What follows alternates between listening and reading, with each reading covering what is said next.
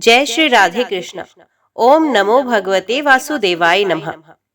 भगवान नारायण, नर श्रेष्ठ नर, देवी सरस्वती तथा महर्षि वेदव्यास को नमस्कार करके भगवान की विजय कथा से परिपूर्ण इतिहास पुराण आदि का पाठ करना चाहिए। सूत जी कहते हैं, राजा अम्बरीश ने परमेष्ठी ब्रह्मा के पुत्र देवऋषि नारद से पुण्यमय विशाख मास का महात्म्य इस प्रकार पूछा। ब्राह्मण, मैंने आपसे सभी महीनों का महात्म्य सुना। उस समय आपने ये कहा था कि सब महीनों में वैशाख मास श्रेष्ठ है, इसलिए ये बताने की कृपा करें कि वैशाख मास क्यों भगवान विष्णु को प्रिय है और उस समय कौन कौन से धर्म भगवान विष्णु के लिए प्रीतिकारक हैं। नारद जी ने कहा, वैशाख मास को ब्रह्मा जी ने सब मासों में उत्तम सिद्ध किया है। वे माता की भांति सब जीवों को सदा अभिष्ट वस्तु प्रदान करने वाला है। धर्म, यज्ञ, क्रिया और तपस्या का सार है। संपूर्ण देवताओं द्वारा पूजित है। जैसे विद्याओं में वेद विद्या, मंत्रों में प्रणव, वृक्षों में कल्प वृक्ष, धेनुओं में कामधेनु, देवताओं में विष्णु, वर्णों में ब्राह्मण, प्रिय वस्तुओं में प्राण, नदियों में गंगा जी, तेजों में सूर्य, अस्त्र शस्त्रों में चक्र, धातुओं में स्वर्ण, वैष्णवों में शिव तथा रत्नों में कौस्तुभ मणि है। उसी प्रकार धर्म के साधन भूत महीनों में वैशाख मास सबसे उत्तम है। संसार में इसके समान भगवान विष्णु को प्रसन्न करने वाला दूसरा कोई मास नहीं है। जो वैशाख मास में सूर्योदय से पहले स्नान करता है, उसे भगवान विष्णु निरंतर प्रीति करते हैं। पाप तभी तक गरजते हैं जब तक जीव वैशाख मास में प्रातःकाल जल में स्नान नहीं करता। राजन, वैशाख के महीने में सब तीर्थ आदि देवता तीर्थ के अतिरिक्त बाहर के जल में भी सदैव स्थित रहते हैं। भगवान विष्णु की आज्ञा से मनुष्यों का कल्याण करने के लिए वे सूर्योदय से लेकर 6 दंड के भीतर तक वहां मौजूद रहते हैं। वैशाख के समान कोई मास नहीं, सतयुग के समान कोई युग नहीं, वेद के समान कोई शास्त्र नहीं और गंगा जी के समान कोई तीर्थ नहीं। जल के समान कोई दान नहीं, खेती के समान धन नहीं और जीवन से बढ़कर कोई लाभ नहीं। उपवास के समान कोई तप नहीं, दान से बढ़कर कोई सुख नहीं, दया के समान कोई धर्म नहीं, धर्म के समान कोई मित्र नहीं, सत्य के समान यश नहीं, आरोग्य के समान उन्नति नहीं, भगवान विष्णु से बढ़कर कोई रक्षक नहीं और वैशाख मास के समान संसार में कोई पवित्र मास नहीं। ऐसा विद्वान पुरुषों का मत है। वैशाख श्रेष्ठ मास है और शेष शय भगवान विष्णु को सदा प्रिय है। सब दानों से जो पुण्य होता है और सब तीर्थों में जो फल होता है, उसी को मनुष्य वैशाख मास में केवल जलदान करके प्राप्त करता है। जो जलदान में असमर्थ है, ऐसे ऐश्वर्य की अभिलाषा रखने वाले पुरुष को उचित है कि वे दूसरे को प्रबोध करे, दूसरे को जलदान का महत्व समझाए। ये सब दानों से बढ़कर हितकारी है। जो मनुष्य वैशाख में सड़क पर यात्रियों के लिए प्याऊ लगवाता है, वो विष्णु लोक में प्रतिष्ठित होता है। राजन, प्रपादान, पौंसला या प्याऊ देवताओं, पितरों तथा ऋषियों को अत्यंत प्रीति देने वाला है। जिसने प्याऊ लगाकर रास्ते के थके मांदे मनुष्यों को संतुष्ट किया है, उसने ब्रह्मा, विष्णु और शिव आदि देवताओं को संतुष्ट किया है। राजन, वैशाख मास में जल की इच्छा रखने वाले को जल, छाया चाहने वाले को छाता और पंखे की इच्छा रखने वाले को पंखा देना चाहिए। राजेंद्र, जो प्यास से पीड़ित महात्मा पुरुष के लिए शीतल जल प्रदान करता है, वे उतने ही मात्र से 10,000 राजस्व यज्ञों का फल पाता है। धूप और परिश्रम से पीड़ित ब्राह्मणों को जो पंखा डुलाकर हवा करता है, वे उतने ही मात्र से निष्पाप होकर भगवान का पार्षद हो जाता है। जो मार्ग से थके हुए श्रेष्ठ द्विज को वस्त्र से भी हवा करता है, वे उतने से ही मुक्त हो भगवान विष्णु का सायुज्य प्राप्त करता है। जो शुद्ध चित्त हो ताड़ का पंखा देता है, वे सब पापों का नाश करके ब्रह्मलोक को जाता है। जो विष्णु प्रिय वैशाख मास में पादुका का दान करता है, वे यमदूतों का तिरस्कार करके विष्णु लोक में जाता है। जो मार्ग में अनाथों के ठहरने के लिए विश्रामशाला बनवाता है, उसके पुण्य फल का वर्णन किया नहीं जा सकता। मध्याह्न में आए हुए ब्राह्मण अतिथि को यदि कोई भोजन दे तो उसके फल का अंत नहीं है। राजन, अन्नदान मनुष्यों को तत्काल तृप्त करने वाला है, इसलिए संसार में अन्न के समान कोई दान नहीं। जो मनुष्य मार्ग के थके हुए ब्राह्मण के लिए आश्रय देता है, उसके पुण्य फल का वर्णन किया नहीं जा सकता। भूपाल, जो अन्नदाता है वे माता पिता आदि का भी विस्मरण करा देता है, इसलिए तीनों लोकों के निवासी अन्नदान की ही प्रशंसा करते हैं। माता और पिता केवल जन्म के ही हेतु हैं, पर जो अन्न देकर पालन करता है मनुष्य पुरुष इस लोक में उसी को पिता कहते हैं। नारद जी कहते हैं, विशाख मास में धूप से तपे और थके मांदे ब्राह्मण को श्रम नाशक सुखद पलंग देकर मनुष्य कभी जन्म मृत्यु आदि के कलेशों से कष्ट नहीं पाता। जो वैशाख मास में पहनने के लिए कपड़े और बिछावन देता है, वही उस जन्म में सब भोगों से संपन्न हो जाता है और समस्त पापों से रहित हो ब्रह्म निर्वाण मोक्ष को प्राप्त होता है। जो तिनके की बनी हुई या अन्य खजूर आदि के पत्तों की बनी हुई चटाई दान करता है, उसकी उस चटाई पर साक्षात भगवान विष्णु शयन करते हैं। चटाई देने वाला बैठने और बिछाने आदि में सब ओर से सुखी होता है। जो सोने के लिए चटाई और कंबल देता है, वे उतने ही मात्र से मुक्त हो जाता है। निद्रा से दुख का नाश होता है, निद्रा से थकावट दूर होती है और वे निद्रा चटाई पर सोने वाले को सुखपूर्वक आ जाती है। धूप से कष्ट पाए हुए श्रेष्ठ ब्राह्मण को जो सूक्ष्मतर वस्त्र दान करता है, वे पूर्ण आयु और परलोक में उत्तम गति को पाता है। जो पुरुष ब्राह्मण को फूल और रोली देता है, वह लौकिक भोगों का भोग करके मोक्ष को पाता है। जो खस, कुश और जल से वासी चंदन देता है, वे सब भोगों में देवताओं की सहायता पाता है तथा उसके पाप और दुख की हानि होकर परमा आनंद की प्राप्ति होती है। वैशाख के धर्म को जानने वाला जो पुरुष गोरोचन और कस्तूरी का दान करता है, वे तीनों तापों से मुक्त होकर परम शांति को प्राप्त होता है। जो विश्रामशाला बनवाकर प्याऊ सहित ब्राह्मण को दान करता है, वे लोगों का अधिपति होता है। जो सड़क के किनारे बगीचा, पोखरा, कुआं और मंडप बनवाता है, वे धर्मात्मा है। उसे पुत्रों की क्या आवश्यकता है।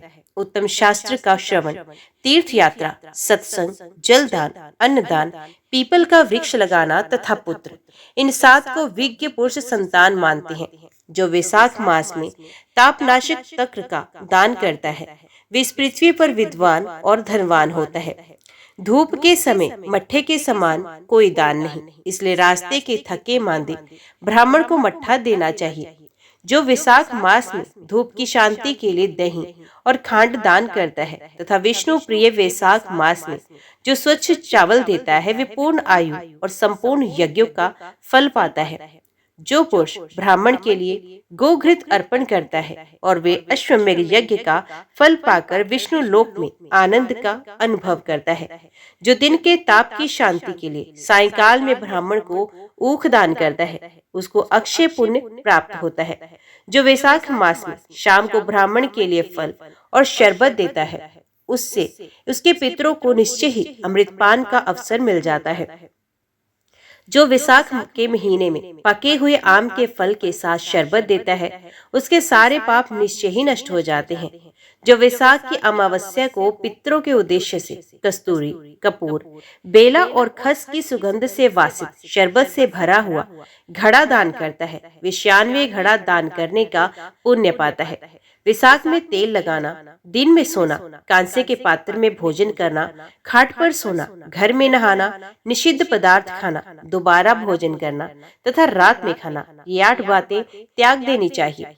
जो वैशाख में व्रत का पालन करने वाला पुरुष पद्म पत्ते पर भोजन करता है, वे सब पापों से मुक्त हो विष्णु लोक में जाता है। जो विष्णु भक्त पुरुष वैशाख मास में नदी स्नान करता है, वे 3 जन्मों के पाप से निश्चय ही मुक्त हो जाता है। जो प्रातः काल सूर्योदय के समय किसी समुद्र गामिनी नदी में वैशाख स्नान करता है, वे 7 जन्मों के पाप से तत्काल छूट जाता है। जो मनुष्य 7 गंगाओं में से किसी में उष काल में स्नान करता है, वे करोड़ों जन्मों में उपार्जित किए हुए पाप से निस्संदेह मुक्त होता है।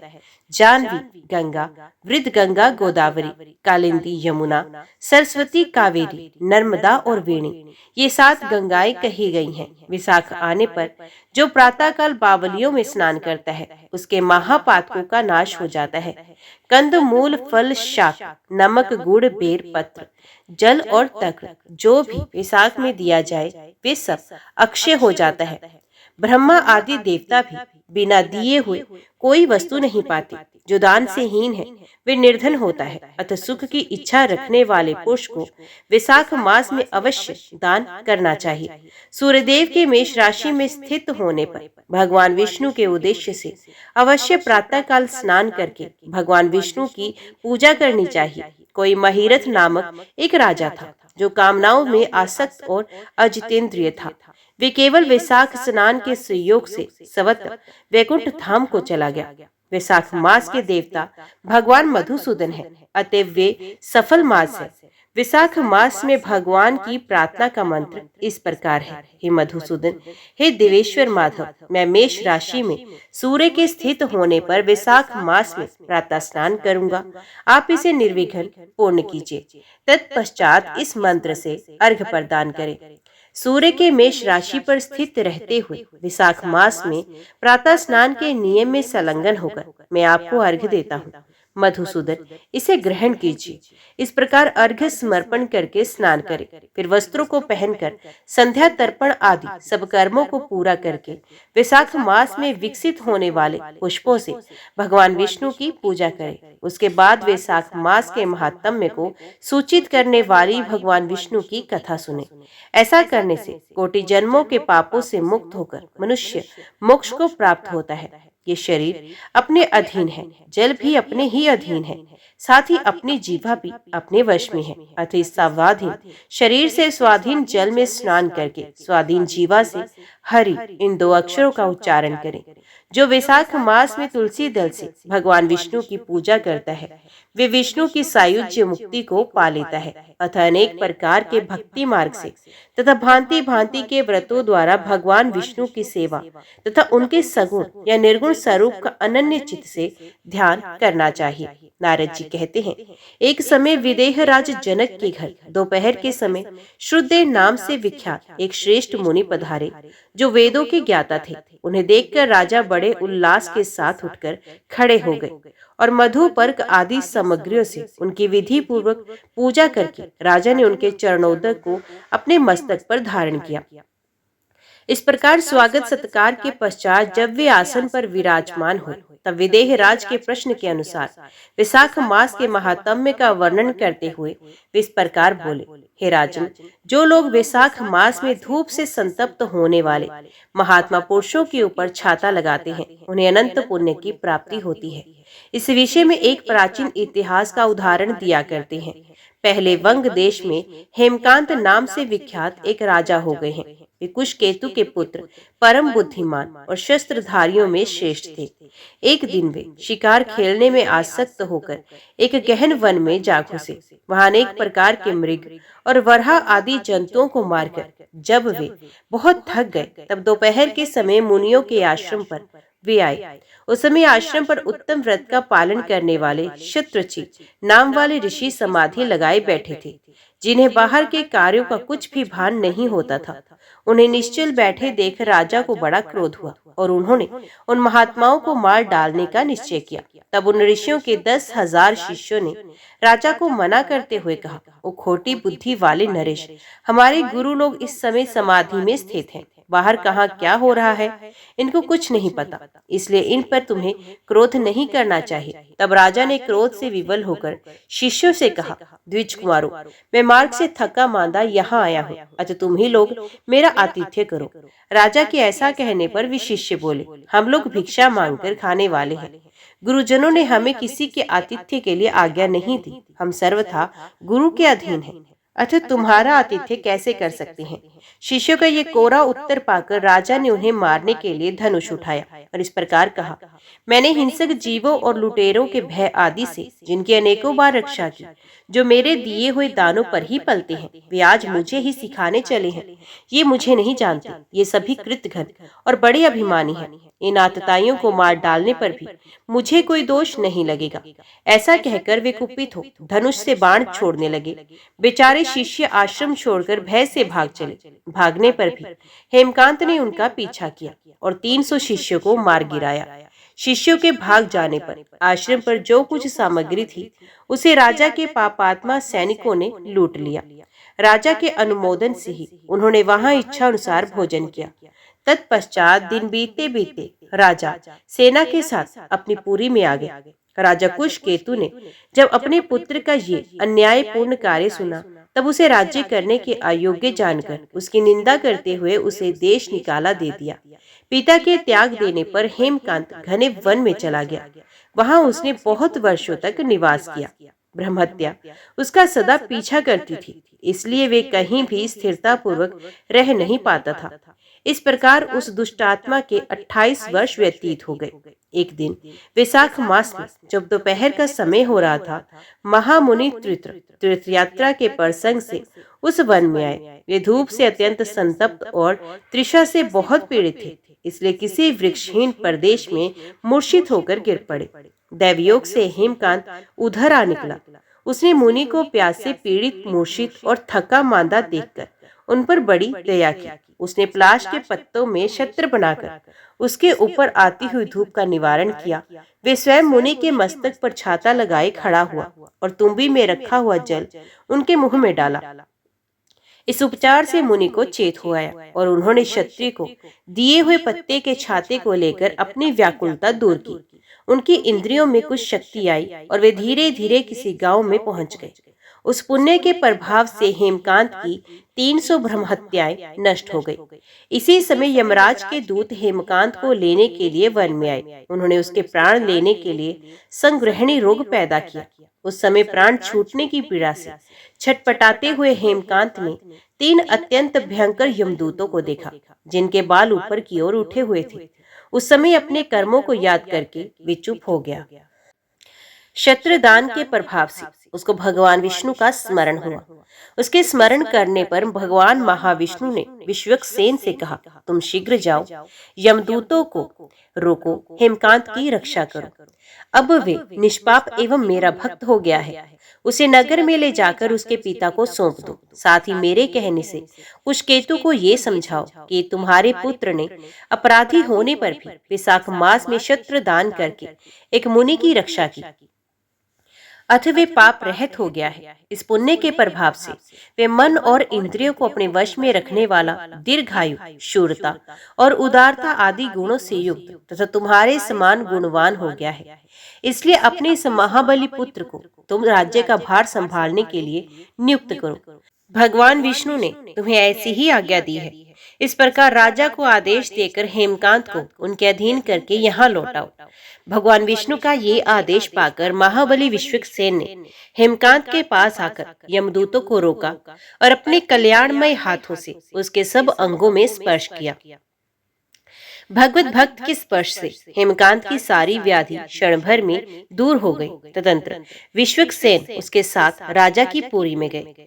उन्हें देखकर महाराज कुशकेतु ने आश्चर्य युक्त होकर भक्ति पूर्वक मस्तक झुकाकर पृथ्वी पर साष्टांग प्रणाम किया और भगवान के पार्षद का अपने घर में प्रवेश कराया।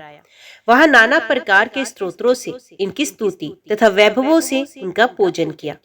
तत्पश्चात महाबली विश्वक्सेन ने अत्यंत प्रसन्न होकर राजा को हेमकांत के विषय में भगवान विष्णु ने जो संदेश दिया था वे सब कह सुनाया। उसे सुनकर कुशकेतु ने पुत्र को राज्य पर बिठा दिया और स्वयं विश्वक्सेन की आज्ञा लेकर उन्होंने पत्नी सहित वन को प्रस्थान किया। तदंतर महामना विश्वक्सेन हेमकांत से पूछकर और उसकी प्रशंसा करके श्वेतद्वीप में भगवान विष्णु के समीप चले गए। तब से राजा हेमकांत वैशाख मास में बताए हुए भगवान की प्रसन्नता को बढ़ाने वाले शुभ धर्मों का प्रतिवर्ष पालन करने लगे। वे ब्राह्मण भक्त, धर्मनिष्ठ, शांत, जितेंद्रिय, सब प्राणियों के प्रति दयालु और संपूर्ण यज्ञों की दीक्षा में स्थित रहकर सब प्रकार की संपदाओं से संपन्न हो गए। उन्होंने पुत्र पौत्र आदि के साथ समस्त भोगों का उपभोग करके भगवान विष्णु का लोक प्राप्त किया। विशाख सुख से साध्य अतिशय पुण्य प्रदान करने वाला है। पाप रूपी ईंधन को अग्नि की भांति जलाने वाला, परम सुलभ तथा धर्म अर्थ काम मोक्ष चारों पुरुषार्थों को देने वाला है। मिथिलापति ने पूछा, ब्राह्मण, जब वैशाख मास के धर्म अतिशय सुलभ पुण्य राशि प्रदान करने वाले भगवान विष्णु के लिए प्रीतिकारक चारों पुरुषार्थों की तत्काल सिद्धि करने वाले सनातन और वेदोक्त हैं, तब संसार में उनकी प्रसिद्धि कैसे नहीं हुई? श्रीदेव जी ने कहा, राजन, इस पृथ्वी पर लोक की कामना रखने वाले ही मनुष्य अधिक हैं। उनमें से कुछ राजस और कुछ तामस है। वे लोग इस संसार के भोगों तथा पुत्र पौत्रादि संपदाओं की ही अभिलाषा रखते हैं। कहीं किसी प्रकार कभी बड़ी कठिनाई से कोई एक मनुष्य ऐसा मिलता है जो स्वर्गलोक के लिए प्रयत्न करता है, और इसलिए वे यज्ञ आदि पुण्य कर्मों का अनुष्ठान बड़े प्रयत्न से करता है, परंतु मोक्ष की उपासना प्राय कोई नहीं करता। तुच्छ आशाएं लेकर बहुत से कर्मों का आयोजन करने वाले लोग प्राय काम्य कर्मों के ही उपासक हैं। यही कारण है कि संसार में राजस और तामस धर्म अधिक विख्यात हो गए, परंतु सात्विक धर्मों की प्रसिद्धि नहीं हुई। ये सात्विक धर्म भगवान विष्णु को प्रसन्न करने वाले हैं, निष्काम भाव से किए जाते हैं और यह लोक तथा परलोक में सुख प्रदान करते हैं। देवमाया से मोहित होने के कारण मूढ़ मनुष्य इन धर्मों को जानते ही नहीं। पूर्व काल की बात है, काशीपुरी में कीर्तिमान नाम से विख्यात एक चक्रवर्ती राजा हुए थे। वे इक्ष्वाकु वंश के भूषण तथा महाराज नृग के पुत्र थे। संसार में उनका बड़ा यश था। वे अपनी इंद्रियों पर और क्रोध पर विजय पा चुके थे। ब्राह्मणों के प्रति उनके मन में बड़ी भक्ति थी। राजाओं में उनका स्थान बहुत ऊंचा था। एक दिन वे मृग्या पे आसक्त होकर महर्षि वशिष्ठ के आश्रम पर आए। वैशाख की चिलचिलाती हुई धूप में यात्रा करते हुए राजा ने मार्ग में देखा, महात्मा वशिष्ठ के शिष्य जगह जगह अनेक प्रकार के कार्यों में विशेष तत्परता के साथ संलग्न थे। वे कहीं पोंसला बनाते तो कहीं छाया मंडप, किनारे पर झरनों के जल को रोककर स्वच्छ बावली बनाते थे। कहीं वृक्षों के नीचे बैठे हुए लोगों को वे पंखा डुलाकर हवा करते थे, कहीं ऊख देते थे, कहीं सुगंधित पदार्थ भेंट करते और कहीं फल देते थे। दोपहरी में लोगों को छाता देते और संध्या के समय शरबत। कोई शिष्य घनी छाया वाले वन में झाड़ बुहार कर साफ किए हुए आश्रम के प्रांगणों में हितकारक बालू का बिछाते थे और कुछ लोग वृक्षों की शाखा में झूला लटकाते थे। उन्हें देखकर राजा ने पूछा, आप लोग कौन हैं? उन्होंने उत्तर दिया, हम लोग महर्षि वशिष्ठ के शिष्य हैं। राजा ने पूछा, ये सब क्या हो रहा है? तो वे बोले, ये वैशाख मास में कर्तव्य रूप से बताए गए धर्म है, जो धर्म अर्थ काम मोक्ष चारों पुरुषार्थों के साधक है। हम लोग गुरुदेव वशिष्ठ की आज्ञा से इन धर्मों का पालन करते हैं। राजा ने पुनः पूछा, इनके अनुष्ठान से मनुष्यों को कौन सा फल मिलता है? किस देवता की प्रसन्नता होती है? तो उन्होंने उत्तर दिया, हमें इस समय ये बताने के लिए अवकाश नहीं है। आप गुरु जी से ही यथोचित प्रश्न कीजिए। वे महायशस्वी महर्षि इन धर्मों को यथार्थ रूप से जानते हैं। शिष्यों से ऐसा उत्तर पाकर राजा शीघ्र ही महर्षि वशिष्ठ के पवित्र आश्रम पर, जो विद्या और योग शक्ति से संपन्न था, वहां गए। राजा को आते देख महर्षि वशिष्ठ मन ही मन बड़े प्रसन्न हुए। उन्होंने सेवकों सहित महात्मा राजा का विधि पूर्वक आतिथ्य सत्कार किया। जब वे आराम से बैठ गए, तब गुरु वशिष्ठ से प्रसन्नता पूर्वक बोले, भगवान, मैंने मार्ग में आपके शिष्यों द्वारा परम आश्चर्य में शुभ कर्मों का अनुष्ठान होते देखा है, किंतु उसके संबंध में जो प्रश्न किया, तब उन्होंने दूसरी कोई बात ना बताकर आपके पास जाने की आज्ञा दी। उनकी आज्ञा के अनुसार मैं इस समय आपके समीप आया हूँ। मेरे मन में उन धर्मों को सुनने की बड़ी ही इच्छा है, अतः आप मुझसे उनका वर्णन कीजिए। तब महायशस्वी वशिष्ठ जी ने प्रसन्नता पूर्वक कहा, राजन, तुम्हारी बुद्धि को उत्तम शिक्षा मिली है, अतः उसने ये उत्तम निश्चय किया है। भगवान विष्णु की कथा के श्रवण और भगवत धर्मों के अनुष्ठान में जो तुम्हारी बुद्धि के अत्यंतिक प्रवृत्ति हुई है, ये तुम्हारे किसी पुण्य का ही फल है, जिसने वैशाख मास में बताए हुए महाधर्मों के द्वारा भगवान श्री हरि की आराधना की है। उसके उन धर्मों से भगवान बहुत संतुष्ट होते हैं और उसे मनोवांछित वस्तु प्रदान करते हैं। संपूर्ण जगत के स्वामी भगवान लक्ष्मीपति समस्त पाप राशि का विनाश करने वाले हैं। वे सूक्ष्म धर्मों से प्रसन्न होते हैं, केवल परिश्रम और धन से नहीं। भगवान विष्णु भक्ति से पूजित होने पर अभिष्ट वस्तु प्रदान करते हैं, इसलिए सदा भगवान विष्णु की भक्ति करनी चाहिए। जगदीश्वर श्री हरि जल से भी पूजा करने पर अशेष कलेश का नाश करते हैं और शीघ्र प्रसन्न होते हैं।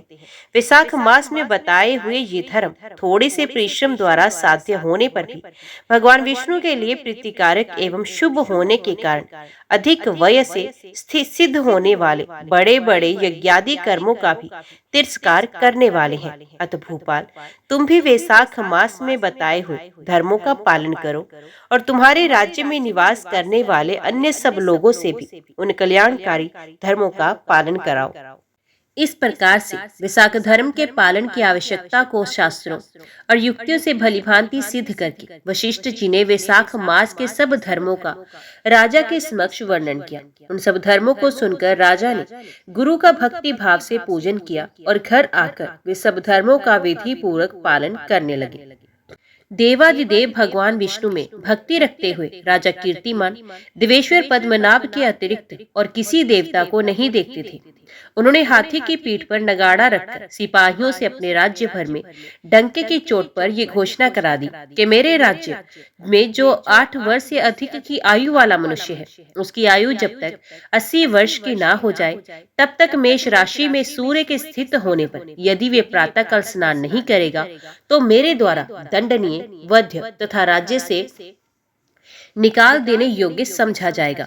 ये मेरा निश्चित आदेश है। पिता, पुत्र अथवा सहृद जो कोई भी वैशाख धर्म का पालन नहीं करेगा वे चोर की भांति दंड का पात्र समझा जाएगा।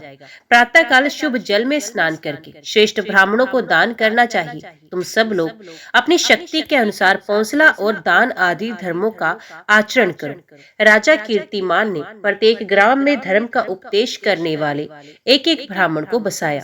5-5 गांवों पर एक एक ऐसे अधिकारी की नियुक्ति की जो धर्म का त्याग करने वाले लोगों को दंड दे सके। उस अधिकारी की सेवा में 10-10 घुड़सवार रहते थे। इस प्रकार चक्रवर्ती नरेश के शासन से सर्वत्र और सब देशों में ये धर्म का पौधा प्रारंभ हुआ और आगे चलकर खूब बड़े हुए वृक्ष के रूप में परिणित हो गया। उस राजा के राज्य में जो लोग मर जाते थे वे भगवान विष्णु के धाम में जाते थे। वहां के मनुष्यों को विष्णु लोक की प्राप्ति निश्चित थी। एक बार भी वैशाख स्नान कर लेने से मनुष्य यमराज के पास नहीं जाता।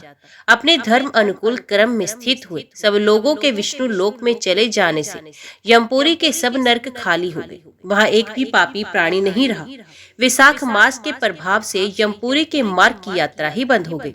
सब मनुष्य दिव्य आकृति धारण करके भगवान के धाम में जाने लगे। देवताओं के जो लोक हैं वे सब भी शून्य हो गए।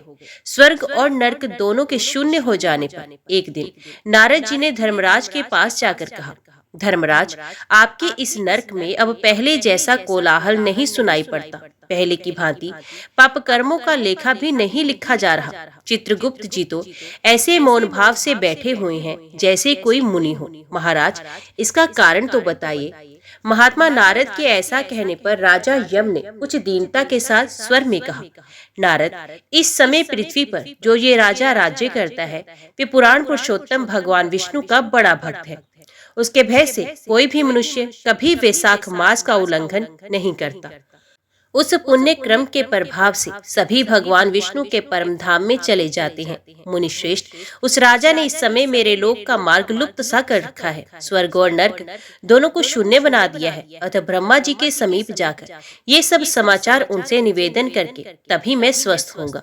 ऐसा निश्चय करके यमराज ब्रह्मा जी के लोक में गए और वहां बैठे हुए ब्रह्मा जी का दर्शन किया, जिनका आश्रय ध्रुव है और जो इस जगत के बीज तथा सब लोगों के पितामह है और समस्त लोकपाल, दिक्पाल तथा देवता जिनकी उपासना करते हैं। ब्रह्मा जी ने यमराज को देखा और यमराज ब्रह्मा जी के आगे पृथ्वी पर गिर पड़े। फिर यमराज ने कहा, कमलासन, काम में लगाया हुआ जो पुरुष स्वामी की आज्ञा का ठीक ठीक पालन नहीं करता और उसका धन लेकर भोगता है वे काठ का कीड़ा होता है। जो बुद्धिमान मनुष्य लोभवश स्वामी के धन का उपभोग करता है वे 300 कल्पों तक त्रियग योनि रूप नरक में जाता है। जो कार्य कार्य में नियुक्त हुआ पुरुष कार्य करने में समर्थ होकर भी अपने घर में ही बैठा रहता है, ये बिलाव होता है। देव, मैं आपकी आज्ञा से धर्म पूर्वक प्रजा का शासन करता आ रहा हूँ। मैं अब तक मुनियों और धर्मशास्त्रों के कथन अनुसार पुण्यात्मा को पुण्य के फल से और पापात्मा को पाप के फल से संयुक्त किया करता था, परंतु अब आपकी आज्ञा का पालन करने में असमर्थ हो गया हूँ। कीर्तिमान के राज्य में सब लोग वैशाख मास के पुण्य कर्मों का अनुष्ठान करके पितरों और पितामहों के साथ वैकुंठ धाम में चले जाते हैं। उनके मरे हुए पित्र और मातामह आदि भी विष्णु लोक में चले जाते हैं। इतना ही नहीं, पत्नी के पिता ससुर आदि भी मेरे लेख को मिटाकर विष्णु लोक में चले जाते हैं। देव, बड़े बड़े यज्ञों द्वारा भी मनुष्य वैसी गति नहीं पाता जैसी वैशाख मास में मिल रही है। संपूर्ण तीर्थों से, दान आदि से, तपस्याओं से, व्रतों से अथवा संपूर्ण धर्मों से युक्त मनुष्य भी उस गति को नहीं पाता जो वैशाख धर्म में तत्पर हुए मनुष्य को प्राप्त हो रही है। वैशाख में प्रातःकाल स्नान करके देव पूजन, मास महात्म्य की कथा का श्रवण तथा भगवान विष्णु को प्रिय लगने वाले तदनुकूल धर्मों का पालन करने वाला मनुष्य एकमात्र विष्णु लोक का स्वामी होता है। और जगतपति भगवान विष्णु के लोक की तो मेरी समझ में कोई सीमा ही नहीं, क्योंकि सब ओर से कोटि कोटि प्राणियों का समुदाय वहां पहुंच रहा है, तो भी वे भरता ही नहीं। इस संसार में पवित्र और अपवित्र सभी लोग राजा की आज्ञा से वैशाख मास के धर्म का पालन करके विष्णु लोक को ही जा रहे हैं। लोकनाथ, उसकी प्रेरणा से संस्कारहीन मनुष्य भी वैशाख स्नान मात्र से वैकुंठ धाम में चले जाते हैं। वे केवल भगवान विष्णु के चरणों की शरण लेने वाले हैं। जान पड़ता है वे समस्त संसार को विष्णु लोक में पहुंचा देगा। जो पुत्र धर्म, अर्थ, काम और मोक्ष के प्रतिकूल चलता है, वे पृथ्वी पर माता के पेट से पैदा हुआ रोग है। वे अधम पुरुष अपनी माता का घात करने वाला कहा जाता है, किंतु राजा कीर्तिमान की माता और उसकी पत्नी का पुण्य संसार में विख्यात है। उसकी माता एकमात्र वीर जननी है और वे राजा निश्चय ही संसार में बहुत बड़ा वीर है। जिस प्रकार कीर्तिमान मेरी लिपि को मिटाने में उद्यत हुआ है, ऐसा उद्योग पुराणों में किसी का नहीं सुना गया। भगवान विष्णु की भक्ति में तत्पर हुए राजा कीर्तिमान के सिवा दूसरे ऐसे किसी को मैं नहीं जानता जो डंका बजाकर घोषणा करते हुए लोगों को ऐसी प्रेरणा देता है और मेरे लोक के मार्ग को विलुप्त करने की चेष्टा करता रहा हो। ब्रह्मा जी ने कहा, यमराज, तुमने क्या आश्चर्य देखा? क्या तुम्हें खेद हो रहा है? भगवान गोविंद को एक बार भी प्रणाम कर लिया जाए तो वे अश्वमेध यज्ञों की अवृत स्नान के समान होता है। यज्ञ करने वाला तो पुनः इस संसार में जन्म लेता है, परंतु भगवान को किया हुआ प्रणाम पुनर्जन्म का हेतु नहीं बनता, मुक्ति की प्राप्ति करा देता है। जिसकी जीवा के अग्र भाग पर हरि ये दो अक्षर विद्यमान है, उसको कुरुक्षेत्र तीर्थ के समान सेवन अथवा सरस्वती नदी के जल में स्नान करने से क्या लेना। जो मृत्यु लोक में भगवान विष्णु का स्मरण करता है, वे अभक्ष्य भक्षण आदि से प्राप्त हुई पाप राशि का परित्याग करके भगवान विष्णु के सायुज्य को पाता है, क्योंकि भगवान विष्णु को अपना स्मरण बहुत ही प्रिय है। यमराज, इसी प्रकार वैशाख नामक मास भी भगवान विष्णु को प्रिय है, जिसके धर्म को श्रवण करने मात्र से मनुष्य सब पापों से मुक्त हो जाता है। उसके अनुष्ठान में तत्पर रहने वाला मनुष्य यदि मुक्ति को प्राप्त हो तो उसके लिए कहना क्या। वैशाख मास में भगवान पुरुषोत्तम के नाम और यश का गान किया जाता है, जिसमें भगवान बहुत प्रसन्न होते हैं। पुरुषोत्तम श्री हरि संपूर्ण जगत के स्वामी और हमारे जनक हैं। ये राजा कीर्तिमान वैशाख मास में उन्हीं भगवान के प्रिय धर्मों का अनुष्ठान करता है, जिससे प्रसन्नचित होकर भगवान विष्णु सदा उसकी सहायता में स्थित रहते हैं। भगवान वसुदेव के भक्तों का कभी अमंगल नहीं होता। उन्हें जन्म, मृत्यु, जरा और व्याधि का भय भी नहीं होता। कार्य में नियुक्त किया हुआ पुरुष यदि अपनी पूरी शक्ति लगाकर स्वामी के कार्य साधन की चेष्टा करता है तो उतने से ही वे कृतार्थ हो जाता है। यदि शक्ति के बाहर का कार्य उपस्थित हो जाए तो स्वामी को उसकी सूचना दे दे। उतना कर देने से वे उऋण हो जाता है और सुख का भागी होता है। जिसने उस प्रयोजन को स्वामी से निवेदित कर दिया, उसके ऊपर ना तो कोई ऋण है, ना पातक ही लगता है। अपने कर्तव्य पालन के लिए पूरा यत्न कर लेने पर प्राणी का कोई अपराध नहीं रहता। ये कार्य तुम्हारे लिए असंभव है, अतः इसके विषय में तुम्हें शोक नहीं करना चाहिए। ब्रह्मा जी के ऐसा कहने पर यमराज ने दीन वाणी में कहा, तात, मैंने आपके चरणों की सेवा से सब कुछ पा लिया। तब ब्रह्मा जी ने पुनः समझाते हुए कहा, धर्मराज, राजा कीर्तिमान विष्णु धर्म के पालन में तत्पर है। चलो हम लोग भगवान विष्णु के समीप चले और उन्हें सब बात बताकर पीछे उनके कथनानुसार कार्य किया जाएगा। वे ही इस जगत के कर्ता, धर्म के रक्षक और नियामक हैं। इस प्रकार यमराज को आश्वासन देकर ब्रह्मा जी उनके साथ क्षीरसागर के तट पर गए। वहां उन्होंने सच्चिदानंद स्वरूप गुणातीत परमेश्वर विष्णु का स्तवन किया। ब्रह्मा जी की स्तुति से संतुष्ट होकर भगवान विष्णु वहां प्रकट हुए। यमराज और ब्रह्मा जी ने तुरंत ही उनके चरणों में मस्तक झुकाया। तब भगवान महाविष्णु ने मेघ के समान गंभीर वाणी में उन दोनों से कहा, तुम लोग यहाँ क्यों आए हो? ब्रह्मा जी ने कहा, प्रभु, आपके श्रेष्ठ भक्त राजा कीर्तिमान के शासन काल में सब मनुष्य वैशाख धर्म के पालन में संलग्न हो गए हैं। आपके अविनाशी पद को प्राप्त कर रहे हैं। इसे यमपुरी सूनी हो गई है।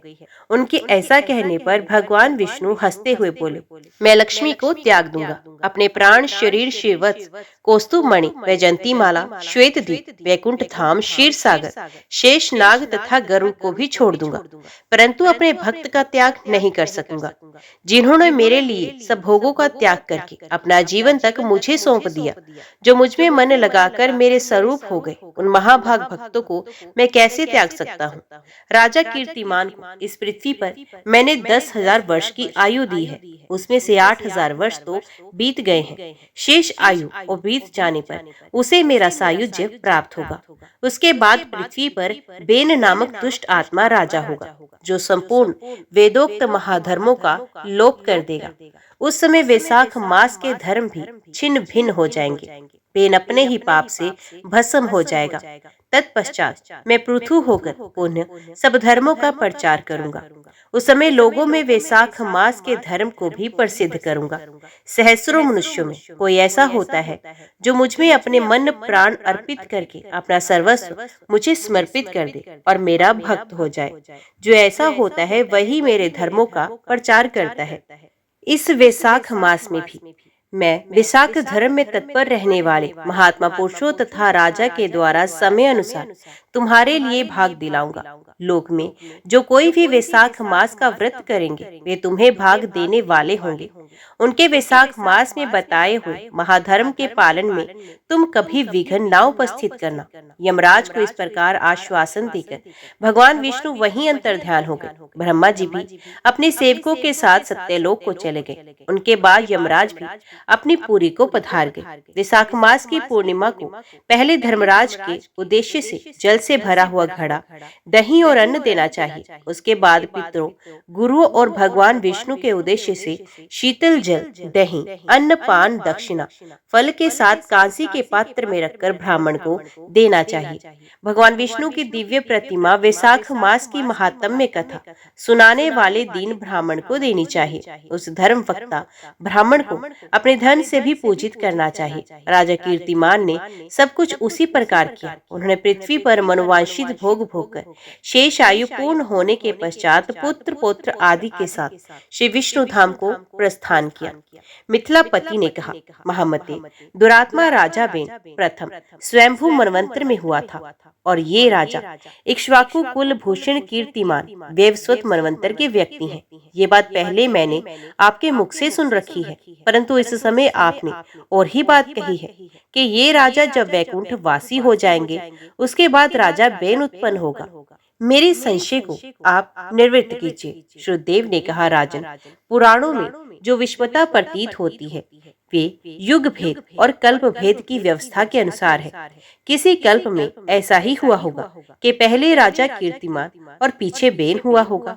इसलिए कहीं कथा में समय की विपरीतता देखकर इसके अप्रमाणिक होने की आशंका नहीं करनी चाहिए। जय श्री राधे कृष्ण। ओम नमो भगवते वासुदेवाय नमः। आज की वीडियो में इतना ही। उम्मीद करती हूँ वीडियो आपको पसंद आई होगी। वीडियो पसंद आई हो तो वीडियो को लाइक और चैनल को सब्सक्राइब जरूर कीजिएगा। जय श्री हरि लिखकर कमेंट बॉक्स में अपनी हाजिरी और अपने सुझाव देना ना भूलेगा। तो मिलते हैं अगली कथा अगले अध्याय के साथ। तब तक के लिए देखते व सुनते रहिए। जय मां गंजक, जय माता दी।